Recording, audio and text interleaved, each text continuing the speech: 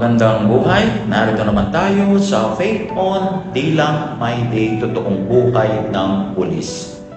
We see them smiling, laughing, hosting My Day stories. And some might think, sarap siguro ng buhay nila.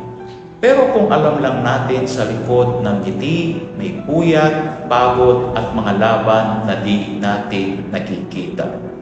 They serve, they protect, they sacrifice, kahit kulang sa pahinga, hindi kulang sa puso at dedikasyon.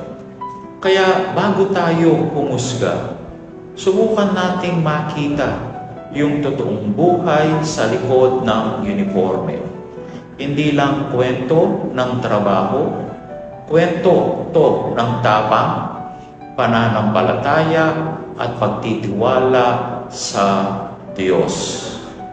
Come to me, all you who labor and are burdened, and I will give you rest. In Matthew chapter 11, verse 28. At sa panghuli, magsama-sama po tayo sa isang panalangin. Sa ngalan ng Ama at ng Anak at ng Espiritu Santo. Amen. Panginoon, sa bawat pagod at laban ng aming mga tagapagsilbi, Ikaw nawa ang maging lakas at kapanghingaan nila. Pagpalain mo ang kanilang puso sa patuloy na pagtupad ng tungkulin. Amen. Sa ngalan ng Ama at ng Anak at ng Espiritu Santo. Amen.